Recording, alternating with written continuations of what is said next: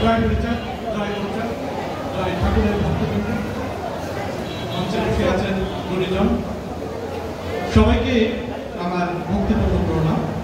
আজকে মুক্তিবারিধি ভগবান শ্রী শ্রী গুরুচাঁদ ঠাকুরের 179তম জন্মদিন। তো এই জন্মদিনে আমরা আজকে গুরুচাঁদ ঠাকুরের উপরে আলোচনা করছি। আমার মনে হয় যে এই বছরটায় বিশ্বব্যাপী বাংলাদেশ, ভারত সহ বিভিন্ন দেশে যে মতুয়া জনগোষ্ঠী রয়েছে তারা সবথেকে বেশি গুরুচাঁদ ঠাকুরের এই জন্মজয়ন্তীকে উদযাপন করছে। মানে বিগত সময়ে যে গুরুচাঁদ ঠাকুরের জন্মজয়ন্তী তারা উদযাপন করেছে সংখ্যা এবং পরিমাণে এবছর সব থেকে বেশি। কারণ হচ্ছে আমরা সামাজিক যোগাযোগ মাধ্যমের কল্যাণে কিন্তু এগুলো আমরা জানতে পারছি। কিন্তু আমরা আসলে কিছু কিছু জায়গায় যে গুরুচাঁদ ঠাকুরের দর্শন নিয়ে যদি আমরা আলোচনা করতে যাই, আমরা মনে হয় যে মানে গুরুচাঁদ ঠাকুরের দর্শনকে কিছুটা খাটো করে ফেলি। আমরা যদি সিএসপির বই দেখি, উনি বই লিখেছিলেন যে ওরাগান্ধিতে এসেছিলেন সেই 1906 সালে গুরুচাঁদ ঠাকুর। ওনাকে কিন্তু সেই ওরাগান্ধি নটা ঘোড়া যে একটা পরিবেশ, সেই পরিবেশের মধ্যে নিয়ে এসেছিলেন এই জাতির কল্যাণের জন্য। তো সিএসপিটা আসলেন, উনি গিয়ে একটা বই লিখলেন। সিএসপির ক্যামেরায় কিছু ছবি ছিল, সেই ছবিগুলো উনি এই গুরুচাঁদ ঠাকুর এবং মতুয়াবাদের করে যে বইটি লিখেছেন সেই ছবিগুলো সেখানে সংযুক্ত করা হলো। সেই ছবিগুলো কিন্তু আমরা ইন্টারনেটের কল্যাণে কিন্তু আমরা অনেকেই দেখেছি। সেখানে আমাদের এই জনগোষ্ঠীর মানুষ, আজকে আমরা যারা চেয়ারে বসেছি, আমরা এই কার্পেটে বসেছি, আমাদের মরণে কি ছিল? মাল পোষা দেওয়া ধুতি বা মানে খাটো কাপড়, গায়ে কোনো জামা কাপড় নাই। হয়তোবা আমরা সে সময় চেয়ারে বসতেই জানতাম না।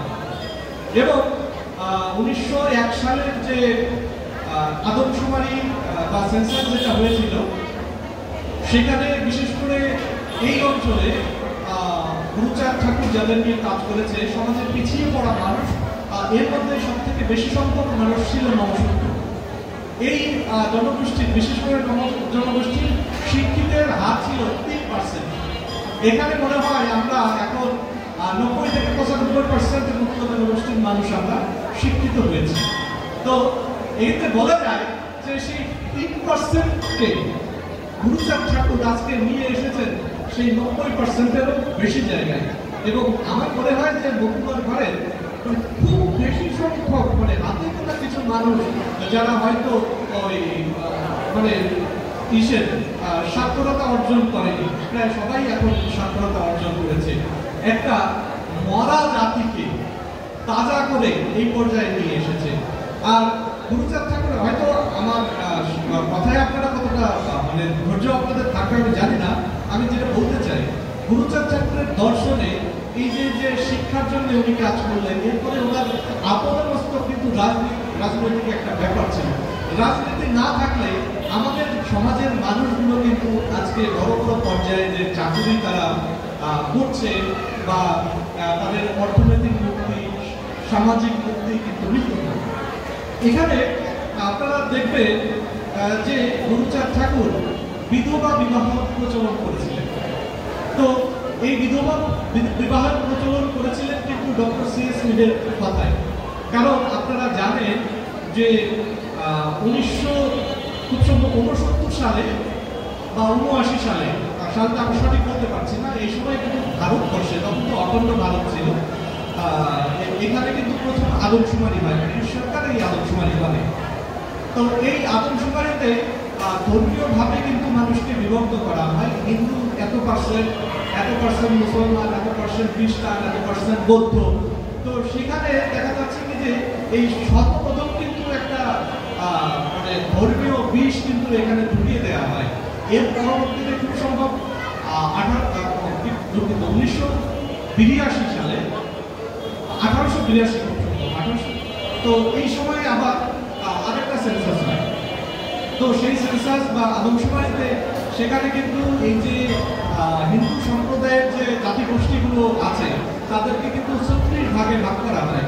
এই যে নমশূদ্র, পঞ্চক্ষত্রিয়, কোর, তারপরে হচ্ছে চামা, মুচি, এই ধরনের জাতিগোষ্ঠীতে ভাগ করা হয়, এতে বিভেদ কিন্তু আরো বেশি বেড়ে যায়।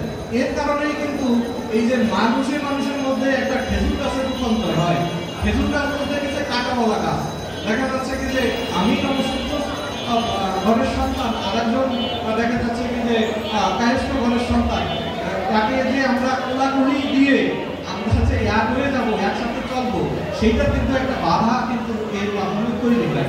তো এই যে ব্রিটিশ সরকার যেটা করেছিল, এখানে কিন্তু ব্রিটিশের এটা কোনো উদ্দেশ্য ছিল না। উদ্দেশ্য ছিল এই সময়ে উচ্চবর্ণের কিছু মানুষের এতে কিন্তু হাত ছিল, যার কারণে এই সমাজের বিভেদটা তৈরি হয়েছে। এবং ব্রিটিশদেরও কিছু ব্যাপার ছিল যে এরা যদি এই দ্বিধাবিভক্ত অবস্থায় থাকে, তাহলে এরা কিন্তু বড়সড় আন্দোলন করতে পারবে না, এবং দেখা যাচ্ছে আমরা এই দেশে দীর্ঘদিন ধরে আরো শাসন কাজ চালিয়ে যেতে পারবো। গুরুচাঁদ ঠাকুর এখানে কিন্তু সেই সময়ে এর পরবর্তীতে নমসূত্র যে জাতিগোষ্ঠী তার ইয়াতে তাদেরকে কিন্তু উপাধি দেওয়া হয়েছিল চন্ডাল বলে। সেটার বিরুদ্ধে আন্দোলন শুরু করেছিলেন খুব সম্ভব 1901 বা 3 বা এরকম একটা সময়ে ইয়া হয়েছিল, যেটা হলো কি যে আইন থেকে আর কি বাদ দেওয়া হয়েছিল যে এরা আসলে চন্ডাল নয়, এরা নমসূত্র। তো গুরুচাঁদ ঠাকুরের প্রচেষ্টা হলে পিছনে কিন্তু ব্যাপক আন্দোলন সংগ্রাম কিন্তু সেই সময় হয়েছিল, গুরুচাঁদ ঠাকুরের নেতৃত্বে কিন্তু হয়েছে। এরপরে সেইখানে কিন্তু গুরুচাঁদ ঠাকুর করে নিজে চেষ্টা করে, যখন দেখলো যে অফিসিয়ালি এটা লেখা বাদ হয়েছে, কিন্তু এদেরকে চন্ডাল বলে যে গালি দেওয়া সেটা কিন্তু বন্ধ হয়নি। তো 1911 সালে আবার গুরুচাঁদ ঠাকুরের প্রচেষ্টায় এবং সিএসপিদের সহযোগিতায় কিন্তু একটা আইন করা হয়েছিল। সেই আইন হচ্ছে যে নমসূত্রকে চন্ডাল বলে গালি দেওয়া এটা দণ্ডনীয় অপরাধ হিসেবে পরিগণিত হয়েছিল। সে কারণেই কিন্তু চন্ডাল গালি মোচন কিন্তু হয়েছিল, এই যে একটা ব্যাপার। এরপরে এর পিছনে সিএসপি বলা যায় যে গুরুচাঁদ ঠাকুরের যে অবদান আমাদের জন্য, তার নেপথ্যে কিন্তু সিএসপিদের বড় একটা সহযোগিতা ছিল। আর রাজনৈতিক ক্ষেত্রে গুরুচাঁদ ঠাকুর সে সময়ে প্রথম পর্যায়ে যে নির্বাচনটা দেওয়া হয়েছিল ভারতবর্ষে, সেখানে এই অঞ্চল থেকে মতুয়াদের কিন্তু প্রতিনিধি নিতে সক্ষম হয়েছিল। আর এখনকার ভোট ব্যবস্থা যেরকম, আগে কিন্তু এরকম ভোট ব্যবস্থা ছিল না। সে সময় হচ্ছে যার যার জমি বেশি, জমি দেখে ভোটার নির্বাচন করা হতো। তো মতুয়া জনগোষ্ঠী বা গুরুচাঁদ ঠাকুরের অনুসারী যারা ছিল তারা কিন্তু সবাই ভোট দিতে পারে না। এই জন্য প্রথমবারের সে সময়ের নির্বাচনে গুরুচাঁদ ঠাকুরের একজন ভক্ত কুমুদ বিহারী বা মুকুন্দ নামটা বিনোদ বিহারী, সেই উনি কিন্তু এমপি হয়েছিলেন, আর কেউ কিন্তু পাশ করে আসতে পারে নাই। পরে বিশ্বদেব দাসকে গুরুচাঁদ ঠাকুর কৌশলে রাজনীতি খাটিয়ে উনি কিন্তু সংসদ সদস্য করেছিলেন।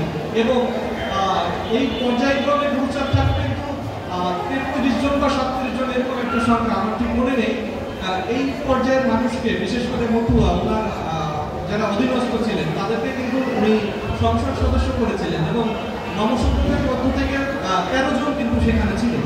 তো এই যে প্রচেষ্টা গুরুচাঁদ ঠাকুর করেছিলেন, এবং সে আমলে যেখানে গোড়াকান্দি থেকে, যেখানে ওই যে নলটা ঘেরা, সেই সময়ের ছবি দেখলে কিন্তু আমরা পাই যে নলটা ঘেরা একটা পরিবেশ, সেখানে কিন্তু গুরুচাঁদ ঠাকুর নমসূত্র সুনীল নামে একটা পত্রিকা বের করেছিলেন। আপনারা যদি গোড়াকান্দি যান, অমিতাভ ঠাকুর যে অফিসটায় বসে, ওই অফিসে গিয়ে কিন্তু আপনারা সেই গুরুচাঁদ ঠাকুরের ছাপাখানায় বা প্রেসে যে এখানে পত্রিকা ছাপা হতো, সেই মেশিনটি কিন্তু আপনারা দেখতে পাবেন, এখনো কিন্তু সাক্ষী হিসেবে আছে।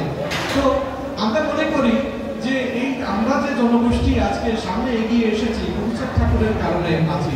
তো সেই সময় গুরুচাঁদ ঠাকুর মরা জাতিকে তাজা করেছেন, কিন্তু আমরা আজকে তাজা হয়ে কিন্তু দিকভ্রান্ত হয়ে যাচ্ছি।